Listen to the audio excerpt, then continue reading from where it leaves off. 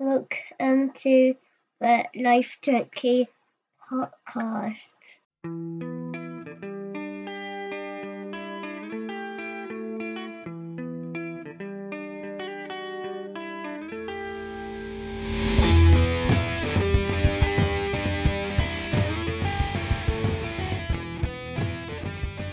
Hello and welcome to the Life Junkies podcast, episode 21. This is our WWE Clash of Champions preview show. I'm your host, Mike Brazier, and I'm joined by world champion golfer Chris Johnson. Hello, Chris. Good evening, mate. I'm definitely not a world champion golfer. Mate, 2 out of 4 ain't bad. No, and if I'd have been offered second place when we started, I'd have taken it, so I suppose I can't grumble, really. Brilliant. So, we're here, of course, to talk about Clash of Champions. I think this is a bit of a bad pay-per-view name. What do you think? Yeah, I'm not a big fan. Is it not like a rehashed WCW pay-per-view name? I am not old enough, not as good at my wrestling history as I should be. Thanks. It's alright, it's fine. It reminded me of, it was Night of Champions they did before, wasn't it? Which was also a NAF pay-per-view name. Yeah. When you look at it's a company that you've had No Mercy, other pay-per-view titles, I forget the moment, but Clash Champions just seems a bit lightweight. It is a bit 80s, so if it was I have just checked it, and it is a WCW pay-per-view, so that's probably why. Okay, so I'm moaning about wrestling history. That's cool. I'll leave it there then. I'll consider myself put back in my place. We were meant to get a King of the Ring final tonight, which would have been Baron Corbin versus Chad Gable. But they moved it to Raw. Now, I think we both said on the last podcast we did together we felt Ring should have had its own pay-per-view, and I reiterated that on my Cardiff takeover shows. Yes. And now they're not even showing the final on the pay-per-view. What do you think? It's a bit naff, isn't it? It sort of makes it devalues the tournament and then in itself a winner as well. Yeah, I agree. I actually think the quality of the people that put in the tournament wasn't the best, to be honest. And that kind of devalued it as it was. Did you not feel it was slightly weirdly weighted in the way that you had a lot of sort of fairly high, either upper mid or lower upper in one section? I think it was Raw that was really overstacked, and SmackDown seemed to have a few odd names. Yes, it did. It had Shelton Benjamin in there for a start, which was bizarre. Although I noticed when I listened back to the podcast, I called Shelton Benjamin Orlando Jordan, and you never pulled me up on it, which was funny. Did you? I did. Oh, I must have. And you never pulled me up on it, which I was quite pleased about. Did I not? Did I not question Orlando? Myself. Did I not question Orlando in the pod? Was it in the card? Because I didn't know who was on the card. No, I didn't. Which I'm shaming myself publicly, but yeah, I'd got them mixed up, unfortunately. Yeah, it definitely was. I mean, on the Raw side, you had Samoa Joe, Corbin, Ricochet, who were 3 of the major characters they've had over the last 12 months. And then on the SmackDown side, like I said, you had Shelton Benjamin, Chad Gable, obviously Ali, the pushing, but again, I'm not a massive favourite of him, fan of him. But yeah, it was weighted that way, and they've ended up with the classic heel v face in the final. But surely they're not going to make Chad Gable win it. Surely not. Oh, but they can't. Surely they can't give it to Baron Corbin, please. I think it'd be brilliant, to be honest. He's a proper heel. He's like the only real heel there is in WWE at the minute. Yeah, but is he? I don't find him that. Who else can you class as a heel? Shane McMahon, Elias, Drew McIntyre. Well, Elias isn't a proper heel. Drew McIntyre possibly, but he got knocked out in the first round and nobody's seen him since. Randy Orton. He's not. No, because he's got fans. I like Randy Orton. You know, I think Randy Orton's got fans. But you can't say you like him because you're a typical 90s tweener-loving fan. He's still a heel. Just because you like the heel. He is a heel, but he's not a proper heel. Like Baron Corbin is probably the biggest heel there actually is because nobody likes him, you know, and that's the essence of being a heel. Whereas some of the other people, like Samoa Joe's supposed to be a heel, but he's got loads of fans, you know. Whereas Baron Corbin, I don't think anybody supports Baron Corbin when he comes out, and that's a good thing. I quite like that. Yeah, but there's a difference between heel heat and go home heat. I think Corbin gets more go home heat than actual heel heat, which I think WWE get confused as well with that. The difference there. No, I don't know. I think he does it very well, and I think he'd be very good as a bit of a DICK king. Right, so So are we'll we? see. Is that our picks then? Are you going for Corbin and I'm going for Gable for that? It sounds like that way, mate. Yeah, that's fine by me. So that's our first pick of the show. We'll see how we go. Do you think Bray Wyatt's going to show up tonight? No. Do you not? Because he did the 11:19 clock thing, didn't he? Which people are thinking is a reference to the Undertaker, who then appeared and took out Sami Zayn on SmackDown. Do you not think? I thought they missed a trick. I thought they missed a trick this week. If they were going to do anything with Bray, they had Stone Cold on Raw and they had the Undertaker on SmackDown, and he could have appeared on either of those and made a real statement, and they decided not to. So I don't see him appearing in this. Although, I mean, it does sound like he's going to be in the world title picture at the next pay-per-view. Yeah, they seem to be pushing, which I think is a bit early for him, really. I'd let him I agree. sort of build the mystique up first. And I think to a certain extent, less is more with him at the moment. You don't want to overexpose the character. Every step along the way, you're risking it losing some of the magic it's got. So it's better to keep it. So now I would have had him, as I said before, taking out sort of mid-card guys first. And I agree with that. I see he was actually at SmackDown, although he didn't make an appearance, because I saw something. He came out after the program finished and had a match against the B team of all people, and beat them, which is a bit weird. Probably just one for the fans in the stadium on the night, but yeah.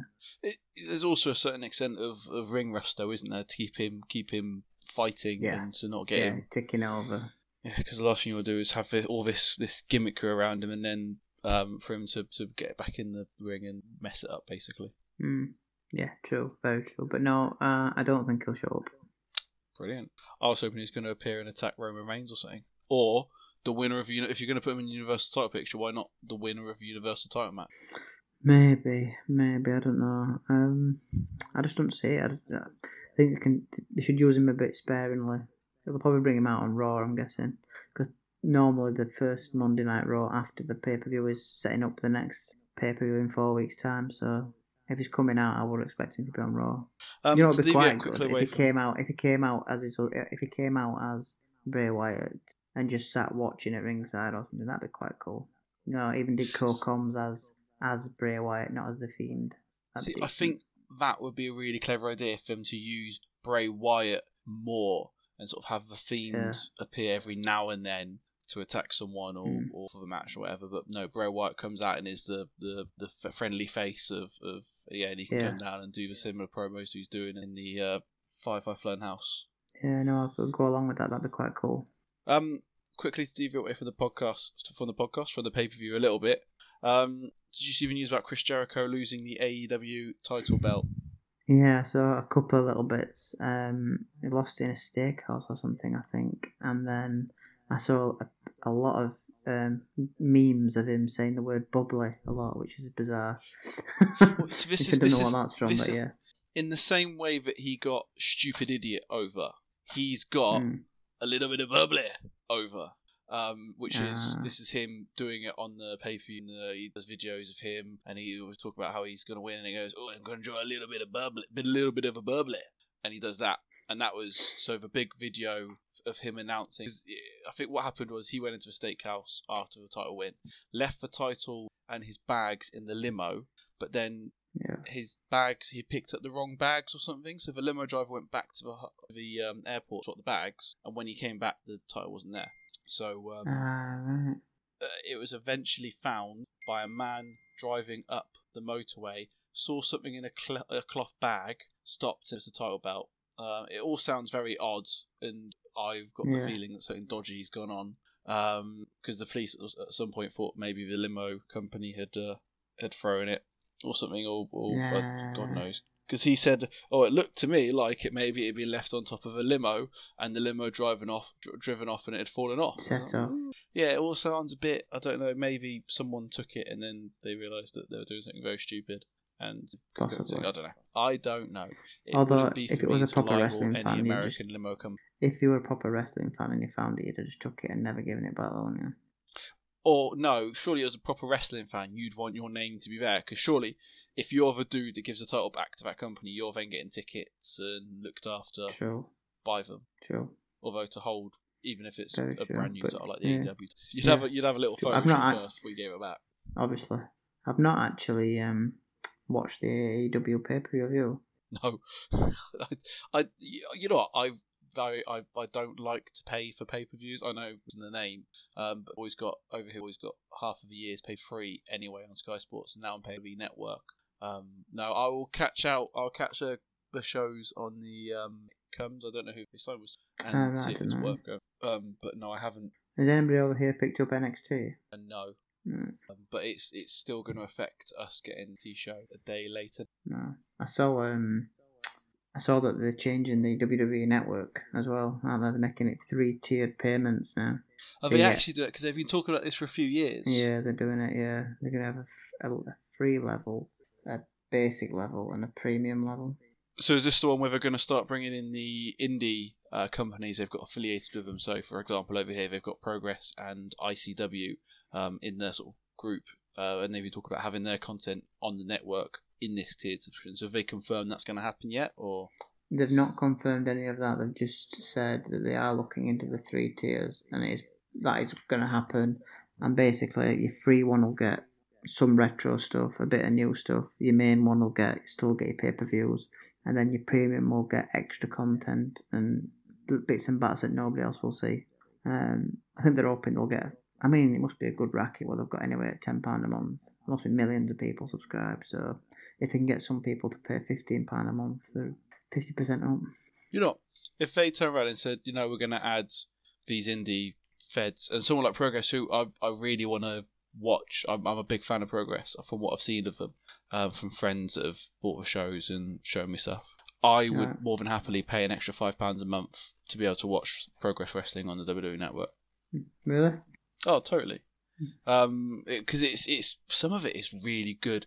There's a match that blew me away. It was Jimmy Havoc versus Paul Robinson, and it was one of those hardcore matches where they're getting the light tubes out and everything. But what they did in it was tell a really good story as well.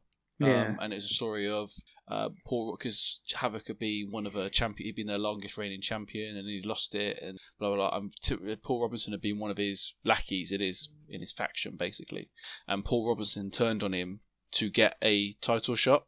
Yeah. And that was Paul Robinson and Paul Robinson won the match in the end. And Havoc was out with an injury for a bit. But it was a really well put together match, and while Havoc hasn't necessarily got the look, he's not a big beefy guy, he looks more like me and you than he looks like Roman Reigns, for example. Yeah. But his promos are really good, I think, and I think he's quite clever in the ring. I'm not a big fan of the deathmatch style in general, which is I think it's a shame he does a lot of that, but that's what he wants to do. And if he wants to staple things to his nuts, he can staple things to his nuts. That's fine. Fair enough. Every man does their own way, you know. Yeah. But no, I think that, and so that was, and I watched that as chapter 30, maybe chapter 21. I can't remember now. But no, that whole pay-per-view was really good, and that match was really the icing on the cake for them. But they've had British Strong Style. I've had a long time in there. Guys like Travis Banks next to UK. Finn Balor was in there for a bit as well. So you've got all these names that you sort of recognise now. Oh, yeah. And if you could get that sort of back content on there, mate, that would be gone for about a week. Just watching through it all. Fuck. Yeah. But no, that sounds really good. They've talked about that for a few years, so hopefully. Fingers crossed. So one last thing to talk about before we take a quick break and go to talk about the podcast. My work day yesterday, I changed some CADs around, which means I moved certain brands of our shop around, tidied certain things, went through and repriced a load of stuff. Chris, what did you do on your work day yesterday?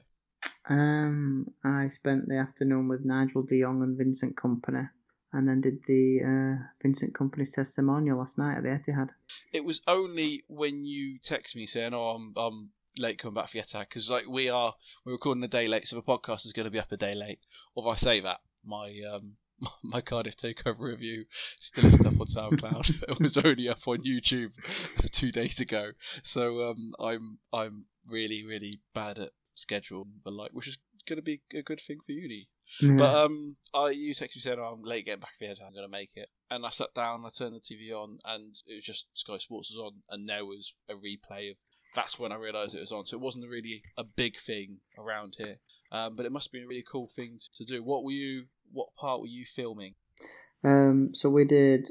It was for a company called Be In Sport, who I think are like in America and out in the Far East and things like that.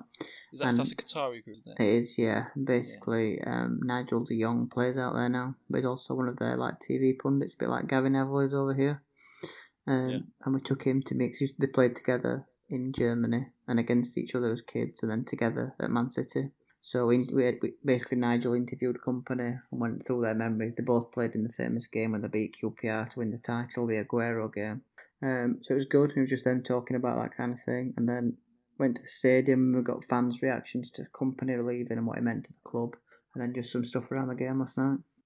That's pretty cool. I love watching these things. If I know you're there, I'm trying to work out which camera Chris might be. Of course, you're always the one doing the before bits. Yes. Because you worked the Ashes as well, didn't you? Yes, I did, yeah. It's been great, apart from the results. Although by work the Ashes, I saw a lot of pictures of you sat in a seat in the stands. Didn't see much of you working. I was paid to be there, technically working. But yeah, it was good. I've got Liverpool-Newcastle on Saturday, so that's going to be good. Big game. Looking forward to it. Any teasers who you're going to be recording? Because I presume you're going to be you always do the pre-match, don't you? Or you do? Yeah, normally do, but on Saturday I'm just doing post-match actually, so I'm doing the interviews after the games with the players and managers, so that's not too bad. Right, after talking about Chris's fun-filled camera work, I will take a quick break and we'll jump on to the undercard. This is a Life Drinking podcast. Right, so I have split this card up into two. I've done what I believe to be the undercard and then what I believe to be the main card. It's not hard to work out. The world titles are on the main card and pretty much everything else is on the undercard. So we start with a match that is destined to be on the pre-show, the Cruiserweight title match with Lince Dorado, Humberto Carrillo and the champion Drew Gulak. I haven't heard. I've heard of Lince Dorado. I know he's got a mask. I don't know much about him. I've never heard of Humberto Carrillo. Much about the challengers? Humberto Carrillo was called Ultimo Ninja or something like that. I only had a little quick look about it, and I saw someone's been on good. Yeah, I was going to say I had a quick look, and the reason just to see how this match had come about, and basically they had a number one contenders match between Dorado and Carrillo. Carrillo won, and then last week on 205 Live, Drake Maverick decided to have the match again, and if Dorado won, he got pushed into this. So Dorado wins that, making it a three-way for the title here at Clash of Champions. But apart from that, I don't know much about him, to be honest. Was there any reasoning for having the match again? I only quickly scanned through it. I don't know, to be honest, mate. I just read the quick highlights to see where they'd come from. I saw that Carrillo was in NXT for a while. That must have been his Ultimo Ninja, I'm guessing. But he's quite well regarded in WWE. He comes from a big lucha family, like historic wrestling family. So that's probably why I've plumped for him, actually, just because I read a little bit about him and I just thought, you know what, why not? Yeah. No, again, you obviously know far more about it than you do, because you do your actual research for the show, whereas I sit and watch 2 YouTube shows about what happened on last Raw and SmackDown. Yeah, no, it's Lince Dorado was always, he was like an undercarder 205 Live guy. He was, the one stuck in the 6-man tag matches or whatever. Yeah. I can't see him winning unless he's massively improved. Again, Carrillo sort of jump straight up and win it would be odd for me, and I think Drew Gulak is so good, you've got to give him a decent run. He's more than paid his dues. Yeah. So that's the one I think I'm going to go for. I'm going to go for Drew Gulak. Cool. And you, Humberto Carrillo. Yeah. Right. So next we've got the Raw Tag Team titles: Rude and Ziggler versus Seth Rollins and Braun Strowman. So this is a bit of an odd one. I can't remember who the champions were last pay-per-view. It was the OC. It was the OC. So they've already lost the titles, which are now being hot-shotted around. Yes, bizarrely. This is exactly the same thing that happened with me with women's titles at the last pay-per-view. Mm. I was like, oh, suddenly they're on you. Okay, cool. So this is the age-old rivals become tag team partners and champion story. For me, it's perfected by Matt Hardy and MVP, which is still one of my favourite of all-time feuds. Yeah. I saw Matt Hardy on SmackDown. I've not seen him on TV for a long time. It was just they actually put him on SmackDown, not in a match, just in backstage segment. It's odd, isn't it? They have a character that was one of the most over in all of wrestling a few years ago, and they have no idea what to do with him when Jeff No. Hardy's not around. No. You'd think you'd sort of just let him go, especially Matt being a veteran. You think he would have earned that because he can prove that he can take something as mental as the broken Matt Hardy gimmick and make it work. So wouldn't you just let him go? That wasn't a WWE creation, though, was it? They're probably stopping him from using it. You need to do that on TNT or somewhere. TNT will be the American Gossip website. That's the one, yeah. What was it? What wrestling was Is it it on? TNT? Oh no, it's TMZ. Is It the was Gossip TNT, website. wasn't it? TNT is a TV station. ACT song. It's a TV network. Is TNT? Yeah. Ted Turner. TNA. TNA, but that was on TNT, wasn't it? No. TNA it was on the TNT station. On... No, not for a long time. No, okay. What was it on? It was on some back end channel at that point. America. Right. You all remember what we said about not letting it drag on? Now I we're know, yeah. talking about, but I know Matt Hardy at the moment. He's doing It's So Hard to Be Matt Hardy gimmick, which is another one he's TNA for a bit. Yeah, okay. So yeah, there's also see John Cena and Shawn Michaels for a slightly more recent 2000. 2000. Is that when they did that leading up to WrestleMania? Could be And around they were that time. against Rated RKO. Yeah, that's true. I don't know if you've got some older examples, being the elder statesman of a show. People put together Rock and Mankind. Could you put them as? Well, weren't they a proper tag team though, or were they put together as They'll a tag put team together, when they're feuding? and then they kind of because they ended up having a match, didn't they, together for the title? I think they had a lot of matches together. For Yeah, titles. I can't remember the Valentine's Day Massacre one. Yeah, Was that them? possibly. My memory's It wasn't fading. an I Quit match. It was about that time. It was either that match Yes, or the I the Royal Quit Rumble match. match I remember the where I Quit he match. Rock bashed Mankind in the head like 13 times with a chair, unprotected. Yes, yeah, that does ring a bell. I remember that. Now you've said I Quit match. I remember the I Quit match. Cool. Anyway, I think this has got to explode before the title match, hasn't it? You can't have them go into the world title match still as tag team partners. Well, as you can see from our piece of paper, I think you can. Well, okay. Where do you go after this? If they keep these tag team titles and then they go and have a world title match, Yeah. are you continuing the feud between them? Where are you going with it? I think you carry it on between them. I think that they Until- win this, and then one of them, probably Strowman, attacks Rollins after to set up the match at the end of the night. And then obviously they have to defend the tag titles at some point in the next few weeks as well, still obviously against each other. And then the next pay-per-view is Hell in a Cell. See, So, I could conceivably see a way that Strowman attacks him. Say you say that Rollins is going to win the match at the end of the night, and then Strowman attacks him afterwards and takes both tag titles. He goes, well, if I can't have Universal title, I'll tag champion on my own, which then sets up Rollins finding a partner to help him, Roman Reigns, and then that.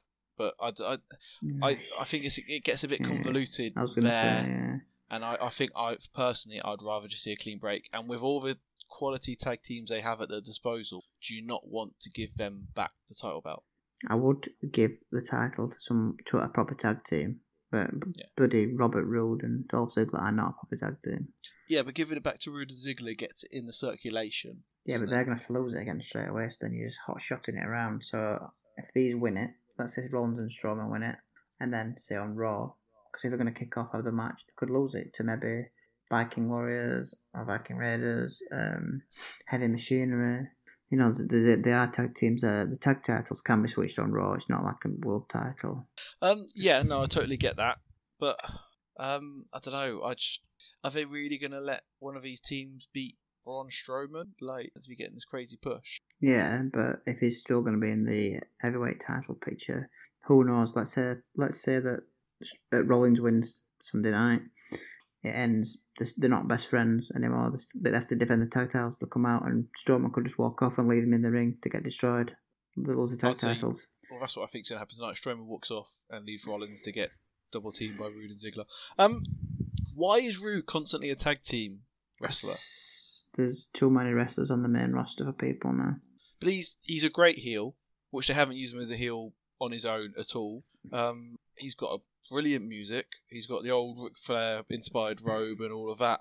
He was brilliant on NXT as a singles act. Why do they keep shoving him with people? And I get it. He had a run, Ziggler's didn't getting he? towards the end, and there's not much left for him to do. So you let him tag in with someone, but maybe give him a project or someone to train up.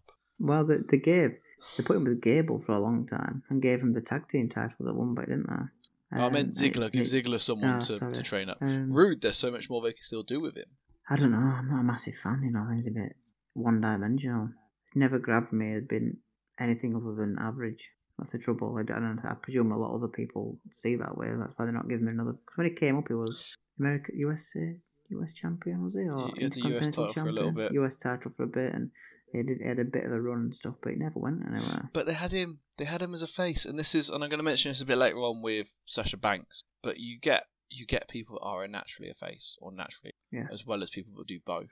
Rude is one of those people who is naturally a great heel. His face is bang average, like you wouldn't give him any, but as a heel, brilliant. The issue people tend to have with him is that he does seem like a bit of a wrestling tribute act. He's got the Ric Flair robe. He's named after Rick Rude. Yeah. There's other parts of his repertoire which are also inspired.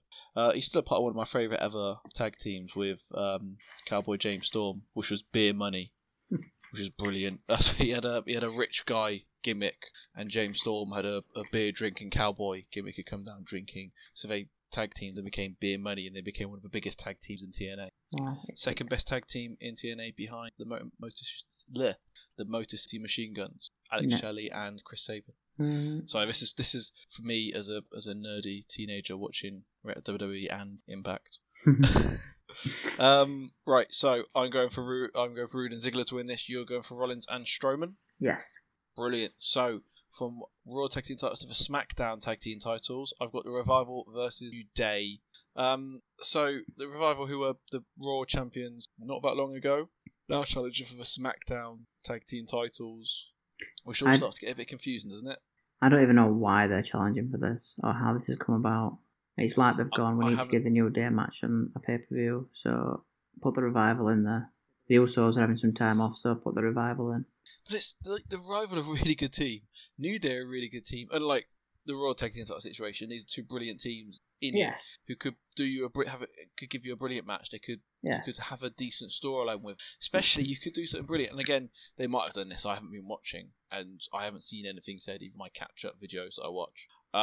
But I haven't seen anything about this storyline. But what you could do is have a Revival who are proper old school, irritated by the New Day, which a lot of old school wrestling fans really don't like the New Day. They are the epitome of the new wrestling fan, pretty much. Yeah. And you could have them as, well, we had enough of you and your shenanigans, and do this good storyline with them, but instead they just chuck people in matches because they have to have the titles on the pay-per-view. I think they had a bit of a storyline with the Usos, and they had a bit of fun with it, and then they went and became like Shane McMahon's henchmen for a bit, and they seem to be building that story, but that's just been dropped. And from nowhere, they've just been dropped into this match. And I think it is because they are two good teams, like you say. And they know they can stick this match on the undercard and fans will like it. And that's all it's for. And there'll probably be no continuance of the story afterwards. It was literally, it's just ticking a box. Putting the New Day on, the crowd loves the New Day, it's a pay-per-view, there you go, move on. And it means that Heavy Machinery and Viking Raiders are two of the newer tag teams coming up. Don't get beat at pay-per-view. They can still go on and progress to that pay-per-view down the road. See, it's interesting here because, of course, you've picked the New Day. From what you're saying there, you think they're going to keep the titles. Yeah. I've gone for Revival to win, mainly because I think having the New Day giving the New Day SmackDown tag team titles, and I mean the New Day is typically here when I reference the New Day as Woods and Big E. Giving them those tag team titles gives them something. It's like giving a little kid a toy just to keep them entertained. So they are now feuding with, so they're not going to be looking at Kofi and the world title and getting jealous. I think it'd be more interesting to take that toy away from them and see them then eyeing up Kofi, who's getting all the attention. And I know this is coming from me, who's the man at WrestleMania, but definitely didn't want them to turn on Kofi, that has been saying all along, I don't think they should turn. But that doesn't mean you can't tease it. You can tease it, I just don't think they'll ever do it. I think it's a bit of a cash cow the New Day for them. I don't think they'll ever do that. Oh, it's not. But say in the same example way that they tease the Shield breaking up. Now, the way they teased the Shield breaking up was completely different to the way they broke the Shield, because it was Ambrose and Reigns who weren't getting along and were causing the friction, while Rollins was the man calming both of them down and keeping the whole team together.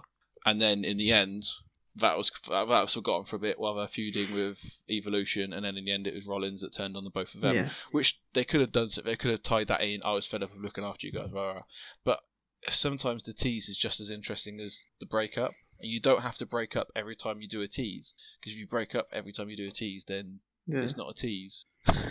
True. It's the intro to a breakup. Yeah. So I don't know. I think it's to put some, just to tease us, to put that tension in there. It'd be quite nice to take the titles away from it. It would, but I think this will be an undercard match, and they won't even think that far ahead. Well, this is it, isn't it? All too often, this is the easiest way to do it. Is the way they go, and they don't really think. Last minute, chuck everything in. Yeah. What is the path of least resistance? So we've talked about the 2 male tag team titles. Let's look at the women's now. I haven't got any show notes written for this one. Rose and Deville, they have dropped the rose gold moniker now, haven't they? Yeah, they are now Fire and Ice. Somehow. Against Alexa Bliss and Nikki Cross. Talking of teasing, are they teasing Bliss and Cross splitting up at all? No. They seem to really like what they've got here with Bliss and so. Yeah, I mean, obviously you don't. I have very little interest in this, Matt. I mean, I think they'll change the title again here, and it's just because they can change the title on the night for fans. I think because nobody cares who the women's tag team champions are. I mean, that's why I think these will get it, Rose and Deville, just because they've had. I think did they beat? I think she lost to Nikki Cross. So Rose lost to Nikki Cross on SmackDown this week. And did Bliss lose to Deville the week before? I think something like that. Anyway, they've been teaming up for a few weeks, but I just think they like to keep changing this title around, keep it moving, change teams with it, see where it goes. Alexa Bliss should be far more than a tag team champion. She's wasted in this division and needs to try and somehow find a way back to the main title shot. She should, but it's either, with a women's division, it's either main title or bust. Yeah. If you're not challenging for a title, completely forgotten, they don't do other feuds unless it's something big like Trish Stratus coming back. So I think they quite like what they've got with Bliss and Cross here. So it seems like I think they'll keep the title on them for a little bit longer, because this whole reign is the delaying tactic. They were going to break them up after the Bayley feud. Oh, you know what? This is actually quite good. They kept them together. So I think. Okay, and I'll go for Rose and Deville then. Brilliant. US title next with Cedric Alexander versus AJ Styles. This is an odd one. Alexander suddenly in the US title picture. How have they come up? Because again, I haven't seen much about this. I know Styles was in the segment. Styles and the OC were in the segment with Strowman and Rollins. Yeah. AJ got the stunner from Steve Austin. Yes. How does Cedric Alexander play into this whole thing? He's just had a bit of a push over the last few weeks, and he had a bit of a thing with Drew McIntyre for a while. And then he faced AJ. I think he beat AJ Styles on Raw. And he's just been. They've kind of moved him from nowhere to this mid to high level, for no real reason other than the fact that they've moved him up and given him a chance. And he's done all right, to be honest. But he's very Ricochet. So he's very flips, diving over top ropes, being caught by wrestlers pretending to be hurt. It's not something I'm a massive fan of. I really hope they don't give him the title, because that'd be ridiculous, like they did Ricochet. They gave Ricochet the US title for like a week, so I'm hoping they don't give it to Cedric Alexander for the same thing. Well, see, this is the first one that me and you have agreed on, so we've both gone for AJ for this one. I can't see them giving it to Cedric. I can't see them taking it off AJ Styles for someone like Cedric Alexander, because he's not in the same ballpark. No, and not when they took the tag titles off the OC. So if you then take this off the OC, you're kind of killing that faction when it's only just starting. And the OC will also be ringside, which is the other thing that Styles will have for him. It could be quite nice to do sort of like a 205 versus the club feud, where maybe the club help Styles win this one, and so Cedric on Raw calls for backup and brings out Buddy Murphy and someone else that have moved up from 205 Live to the main roster. Maybe. Maybe. It'd be interesting to see where they go with Cedric Alexander because there's no real. You can't see a real path for him at the minute, so it's a strange one. So, right, both of it have gone for AJ Styles in that one. Next up is the Intercontinental title. This is the last one we're going to talk about before we take a quick break. All I know about this feud is that The Miz beat Andrade Cien Almos on Raw, which is a shame because I really like Andrade, while Nakamura pretended he couldn't speak English at ringside. Yeah. Pretty much. I mean, it's been going on this for a few weeks. I think Nakamura's going to return. Oh, hang on a bit, because I'm going to draw the curtain back here a second. When I read down through your predictions, you had The Miz here. So what's changed your mind? I was just thinking about each match, and I suddenly remembered that of the last few weeks, Nakamura's had Sami Zayn with him, and Sami Zayn's kind of been what Aiden English was to Rusev, coming out, bit of a speech, introducing him, helping him out when it's needed, and I think that'll be the same thing here. I think he'll get involved, and Nakamura will win with an assist. I sort of feel like Nakamura. I would like The Miz to win it. I think it always feels because there was big rumours that when they took the title off him last time that they were going to push him. He was going to get a reward for his good work, and what he got was a half-assed feud. Shane McMahon and obscurity. He hasn't been on a pay-per-view since the feud with McMahon finished, and he was just taken out of that. He lost that feud as well, which is the worst thing, and he was just taken out of it. Oh yeah, no, we've decided to put someone bigger than you in. I was hoping he'd get that push up to the world title shot because he was riding on a wave of popularity at that point as well, and he's just been forgotten, and now he's back challenging for the title again. It seems a bit of a shame. So my prediction is more going for my heart than my head, whereas I would like The Miz to get it and stop to build himself up again, whereas I don't think Shinsuke Nakamura has earned anything in his company at all. He's obviously a great wrestler and has been a great wrestler for New Japan, but I haven't seen anything here from him that says to me that he deserves anything, really. Yeah, suppose not. I still think he'll win though. Right, on that act of rebellion from Chris, we're going to take a quick break and we'll come back to talk about the main card. You're listening to Life Junkies podcast. Right, so main card. Before we get into the world title matches, I have held one back. I had put this right after the cruiserweight title, but it's the only non-title match on the card because we've got ridiculous amounts of titles. It's a no DQ match between Roman Reigns and Eric Rowan. I see Rowan took Reigns out on SmackDown using a camera rig. Yes. Is that correct? A jib, camera jib. Yeah, that's. Don't expect me to know the technical term or be correct about any facts. I definitely did not expect you to get that right. Cheers, mate. Thanks for vote confidence. No worries. There's no chance. I was about to say there's no chance that Eric Rowan wins this, but you've got Eric Rowan as winning this. Why have you got Eric Rowan as winning this? Because if you look above on the line where you've got Roman Reigns versus Eric Rowan, what does it say before that? Daniel Bryan. What are we on? Yeah, no DQ. No DQ, and that is Daniel Bryan, and that's what's going to happen because Bryan and Rowan have fallen out, allegedly slapping him about. Rowan snapped, attacked Daniel Bryan.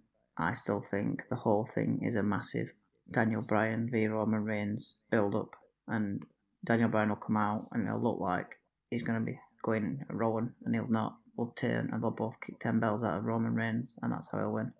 So this is the continuation of the who tried to kill Roman Reigns storyline, yes. Isn't it?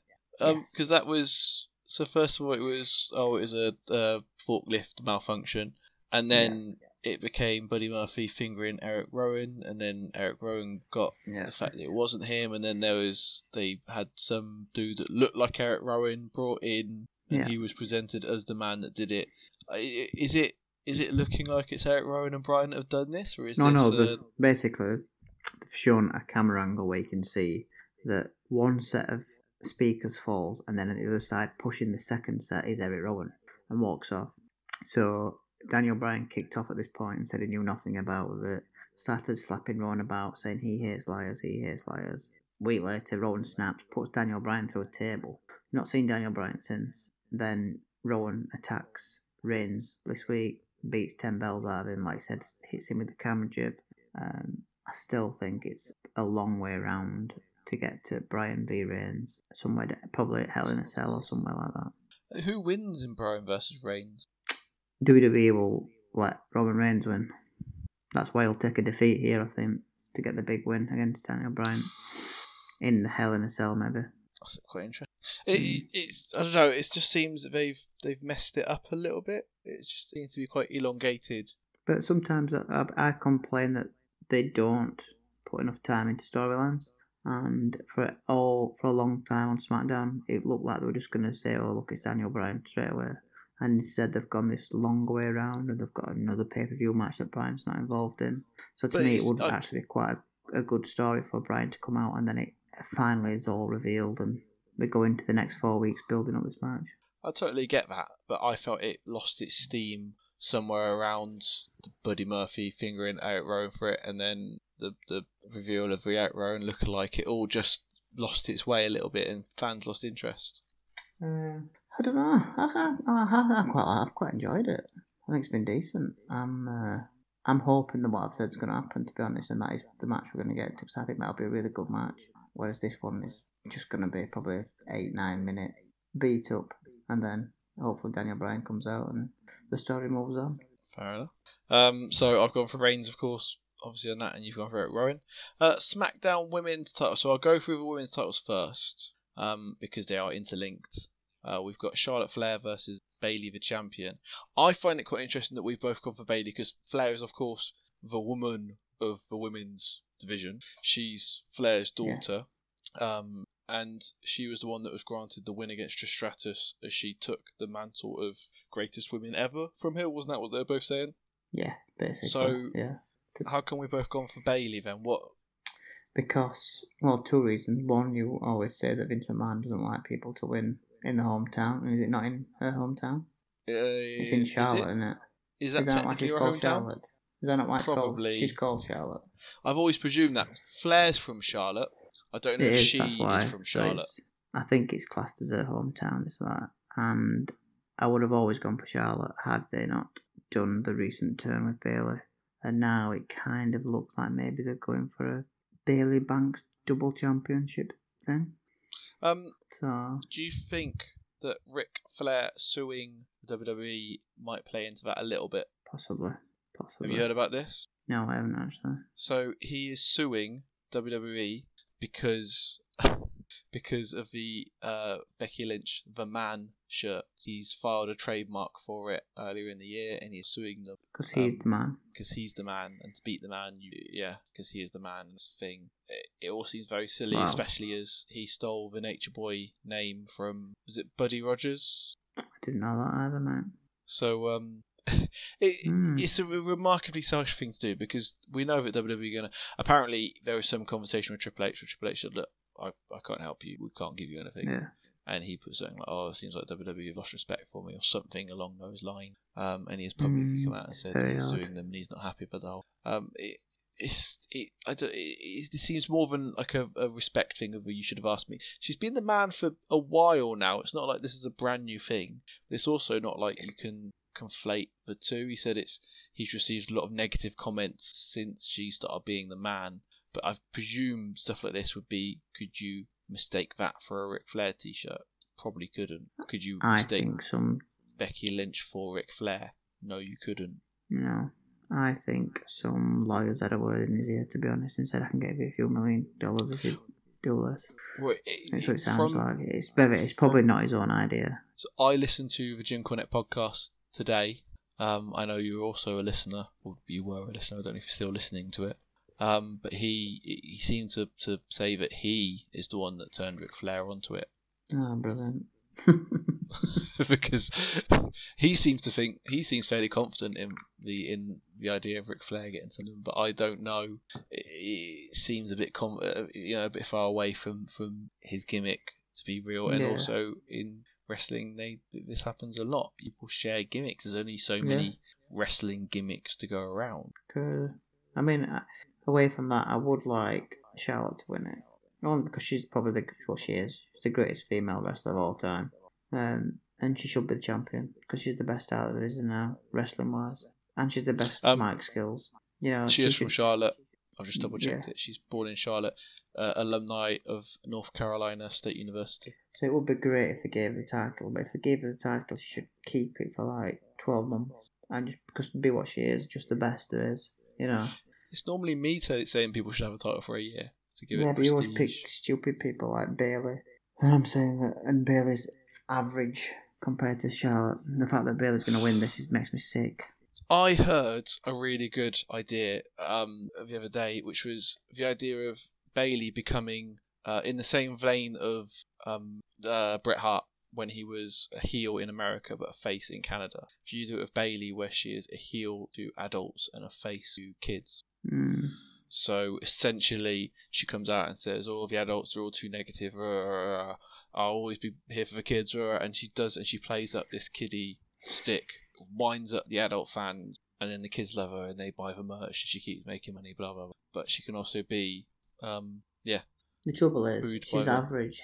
I don't see. I think she's quite a clever in-ring technician. And yes, people, I do prefer both Charlotte Flair and Becky Lynch. But that doesn't necessarily mean that I don't think she is women's world title material, because I think she is. She's world title contender. She shouldn't be champion for this long. She's barely been champion. It's not been that long. 4 months, 5 months. It's not that long. God, you're such a WWE fan, aren't you? No. Conditioned to short title I reigns. just Were you don't moaning like about Punk's title reign people- when it was over a year? I'm not a massive CM Punk fan, to be honest. I'm not. That's part of the reason why I like doing this podcast with you, because your opinions are very different. I was a huge CM Punk fan. He's Doesn't up there with surprise Jeff me. Hardy as my two favourite Yeah. I like the Hardys back in the day. back in the day, so you don't like the Hardy. Not so much, to be honest. The only WWE DVD that I own is WWE Armageddon 2008, because that is Jeff Hardy with World title. Who against? Triple H, possibly. Your favourite all time, you don't even know who he's fighting. He's had a lot of world title matches around that time. I'm There kidding. was a three-way, Edge and Triple H versus Jeff Hardy. I was right. So You were. Fair enough. suck it. Very Triple H. That was when Triple H was on SmackDown, and don't even get started about the Jeff Hardy.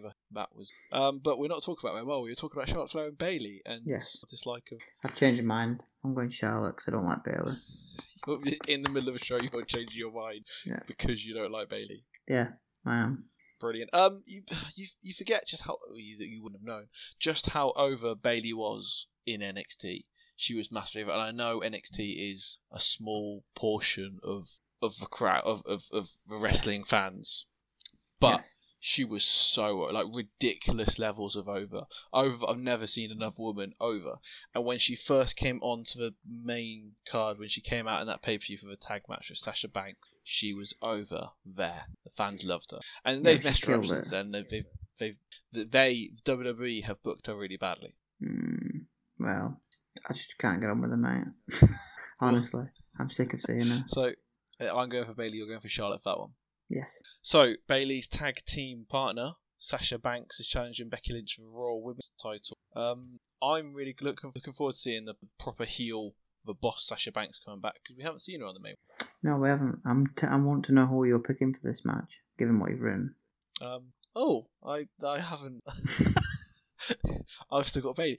This is showing the fact that I just copied and pasted the SmackDown Women's title below it and then changed it to the Raw Women's title match and didn't change that bit. I'm picking Bailey to win the Raw. No, I'm picking Becky Lynch to win the women's title. We've had a few wrestlers here that are looking to leave the company or have been. The original club are two of them.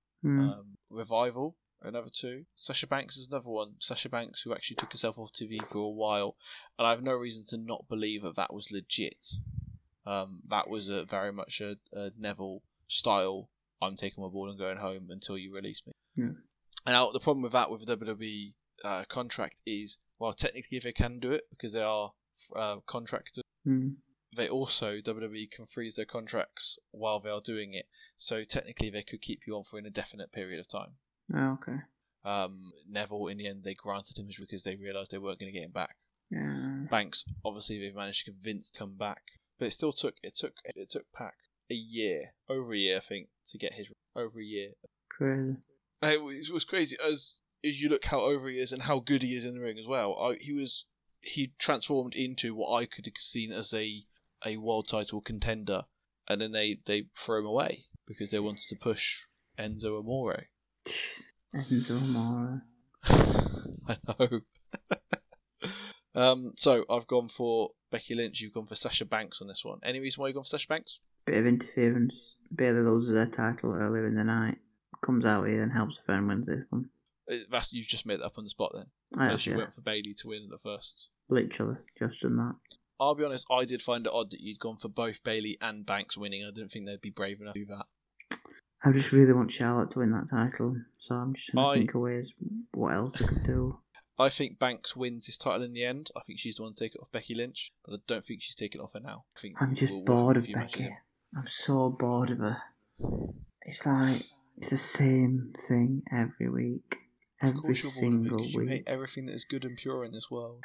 She was really good on the run to get the title, and she was alright for a bit with the titles, but now it's just boring, and I think they need to take it off her, beat her up, disappears for maybe gets beaten up.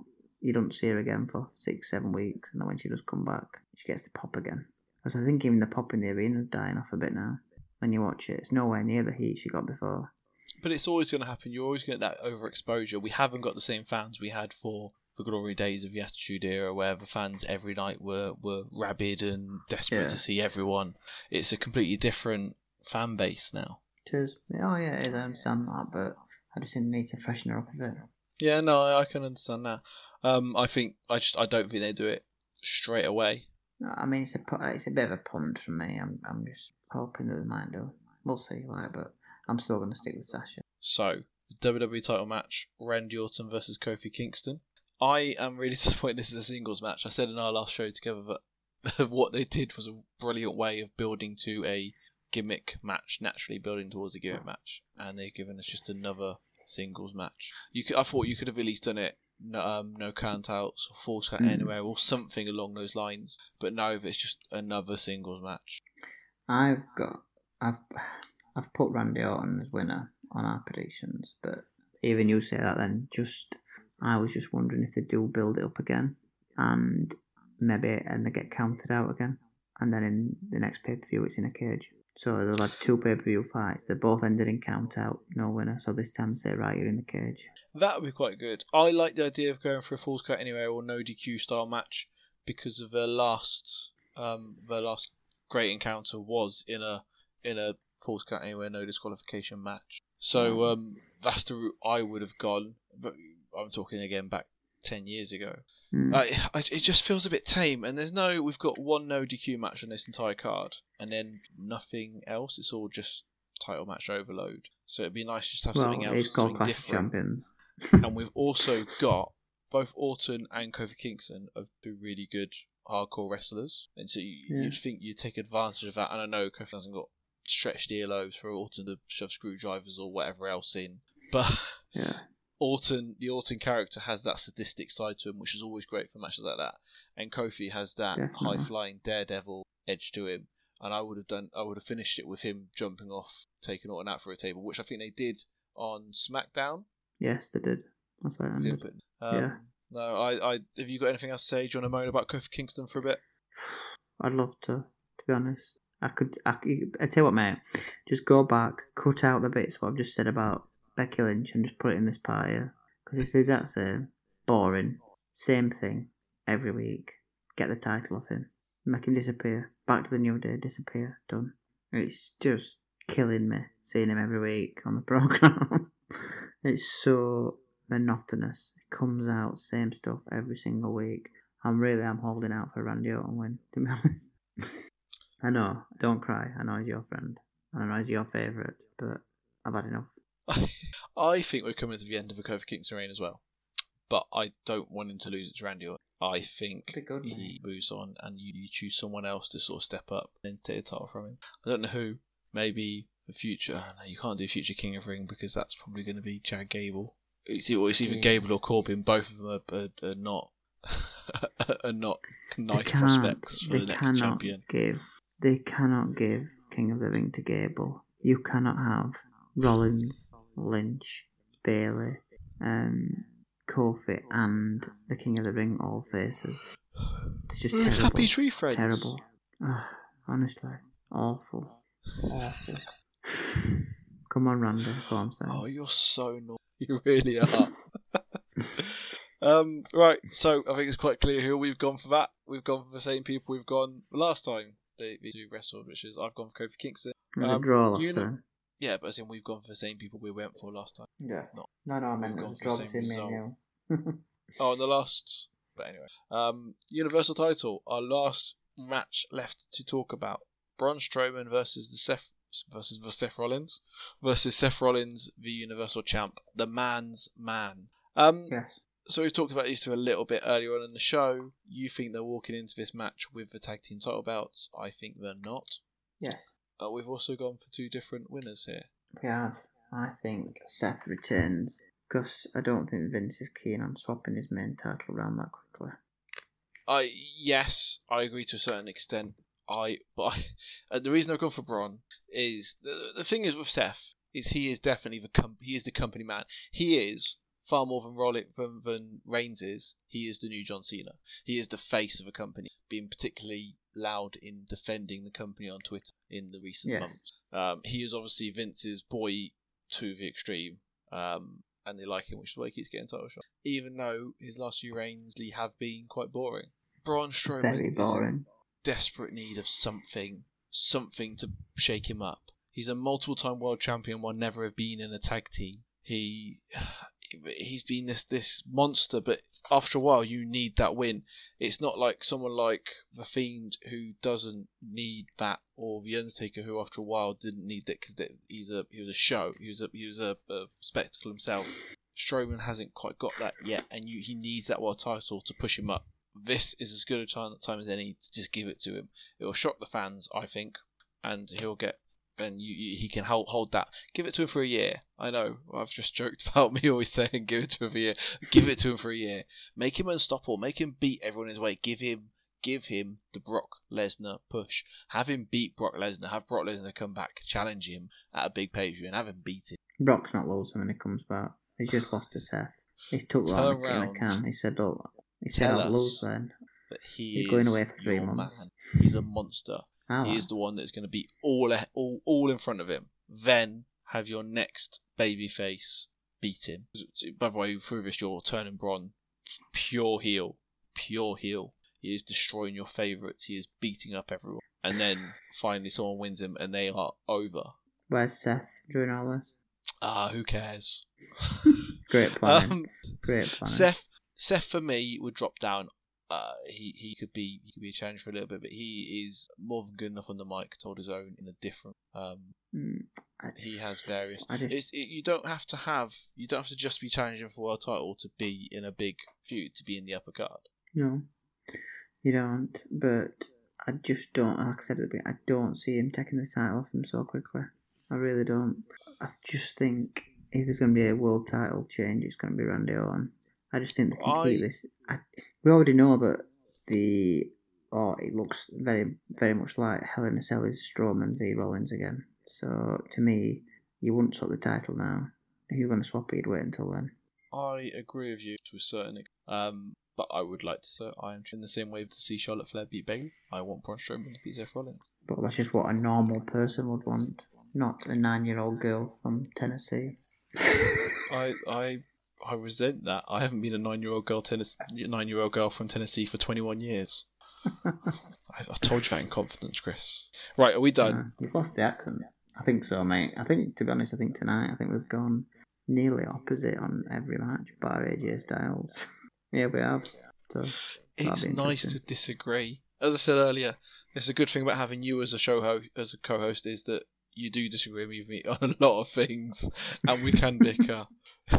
We'll definitely have to work out who wins this time. I will do a little spreadsheet. I will update it as I go as I watch it. So brilliant. Here at the outro, social media links. You can find me on Twitter and Instagram, Brazier25. You can find the Life Junkies on Twitter, _Life Junkies. You can find the Life Junkies on Facebook, the Life Junkie5. You can find Chris on social media links, but he doesn't like giving. Normally, because he's getting in trouble of posting photos of himself playing golf, etc. Very true. Um, Very true. You can find the Life Junkies blog at thelifejunkies25.wordpress.com, and you can find back episodes of this podcast on YouTube, because if you're listening on SoundCloud require money for paid membership, and I have no money, so therefore it's not a paid membership, and you get back episodes of it. So everything is on YouTube for you. There'll be some form of YouTube video floating if you're watching on YouTube. There'll also be the podcast playlist. So if you're on there, like, share, subscribe, all the usual beggy YouTubey things. And I've enjoyed having you back on, Chris. It was lonely doing the NXT UK takeover shows without you. I lost you then. I said it was lonely doing the NXT UK takeover shows without you. Oh, mate, yeah. I did listen to them, actually, and I did go and watch the Walter match on your recommendation. Oh, wasn't it brilliant? I'm a big Walter fan. I thought you were. You didn't like his match with Dunn. No, I don't like Dunn. He's average. But I you do liked like Walter. Walter's entrance. Yeah, I like Walter's entrance as well. It's class. Can't wait for the day that hits in... when that hits on Raw one day, that'll be good.